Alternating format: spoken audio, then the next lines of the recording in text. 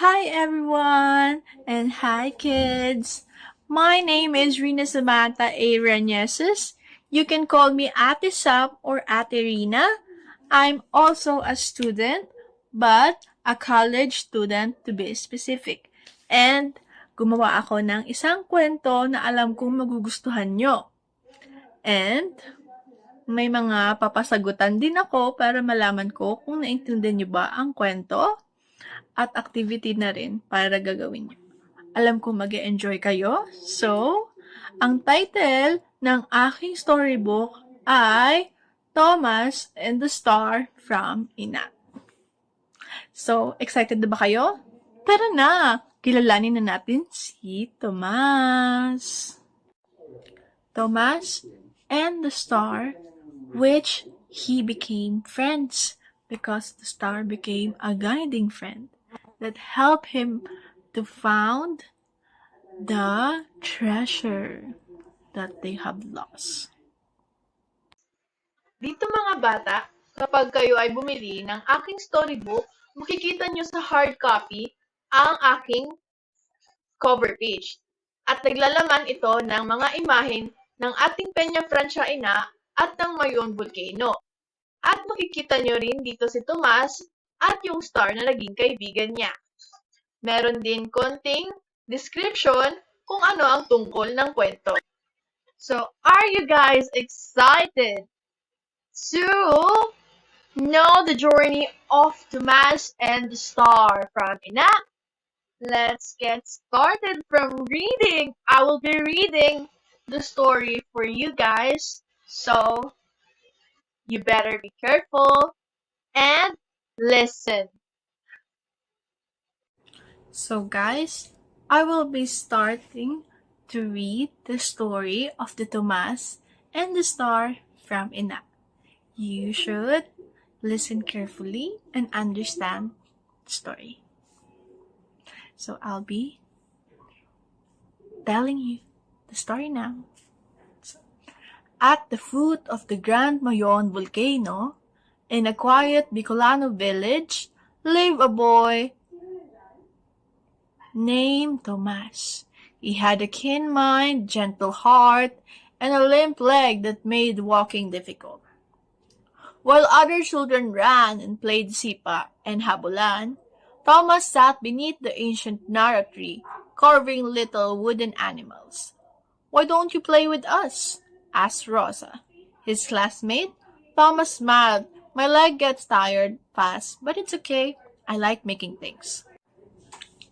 Still, he yearned he could join them. At night, he looked up at the stars and whispered, "Ina, please heal my leg so I can run too." Ina was the spirit the villagers honored, a symbol of love and strength. So kids, you better know our Peña Francia because it's very essential for us to know her. So let's continue the story. One day, the whole village rejoiced the Peña Francia fiesta. There were lanterns, dancing, and delicious food. But as fireworks lit the sky, dark clouds rolled in. Thunder roared, rain poured. A sudden flood swept through the village and carried away their most treasured relic, the chapel bell, believed to be a blessing from Ina. The next morning, the village elder, Lolo Andres, gathered everyone. "We must find the bell before the next full moon," he said, "or bad luck may follow." Many strong men searched. Days passed, no one found the bell. "I want to help," Thomas told the search team. "You?" said Kuya Mario, raising an eyebrow. "You can't even walk far." Thomas looked down. "I can try." That night, he sat under the nara tree, heart weighted with sorrow. "Ina," he whispered, "I know I'm not strong, but maybe I can still do something." Just then, a star fell from the sky, landing near the river bank. It shimmered gently, eyes wide. Thomas stood, took his crutch, and followed the line. "Wait!" Rosa called out, having seen him from her window. "Where are you going?" I think Ina is showing me the way, he replied. No, then, step by step, Thomas followed the star through tall grass, over slippery rocks, and past twisted vines. Rosa followed quietly behind, just in case. Finally, at a quiet bend in the river, they saw it. The bell, half buried in mire. You found it, Rosa gasped. Thomas grinned. Ina led me. The villagers came running when they heard the news. They cheered and hugged Tomas. Even Kuya Mario patted his back. You did something none of us could. Lolo Andres placed a hand on his shoulder. You were chosen, not for strong legs, but for a strong spirit. From then on, no one ever left Tomas behind again. His limp leg didn't change, but how people saw him did. In school, Thomas became known for his kindness and clever ideas. His classmates listened when he spoke and even helped him when the path was rough. And that's the story ends. Thank you guys for listening. Be ready for the 3 tests and 1 activity. Hello mga bata! Kumusta? Nagustuhan niyo ba yung kwento na aking ginawa? Kaya naman, kung inyong nagustuhan ito, alam ko na may natutunan kayo. Kaya naman may ipapagawa ako sa inyo at ipapasagutan. Meron tayong 3 test at 1 activity na inyong gagawin. At kaya naman babasahin ko sa inyo ang instructions kung paano nyo gagawin ang aking pasasagutan. Ang una kong papasagutan sa inyo ay ang vocabulary, meaning of words may vary according to how they are used in the sentence. Below are words found in the story which have a particular meaning. Choose the letter that best defines the given word based on how it was used in the story. Refer to the paragraph number inside the parentheses. So, for example, 1 to 2, kin. Kin ang ating word. Makikita nyo ang kin sa paragraph 1.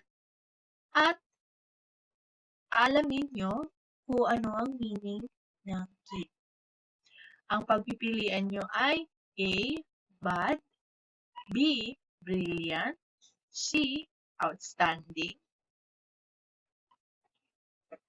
at sana naman naintindihan nyo dahil didire-diretsuhin ko na po ang aking pagbabasa hanggang sa ikasusunod na numero. Kaya naman, sa 3 to 4, ang ancient ay mahahanap sa paragraph 2 at ang option ay A. Old, B. Figured, C. Mysterious. Sagutan nyo ng maayos at pag-isipan ng mabuti. For number 5 and 6, rejoice. Makikita nyo ito sa paragraph 6. A. Sad face. B. Looks sullen or angry. C. Cheered. For number 7 and 8, waited with sorrow. Makikita nyo naman ang word na ito sa paragraph 12 at ang option ay A. Anger, B. Sad, C. Heartbroken. And for 9 and 10, mar. Makikita nyo naman ito sa paragraph 17. What is a mar? A. A river, B. A mud, C. A dump. So, for our next test, it is all about the comprehension. And hanggang 10 lang din ito. And for our directions, read the questions carefully, then choose the letter of the best answer. So, for number 11, I will be reading the questions loudly.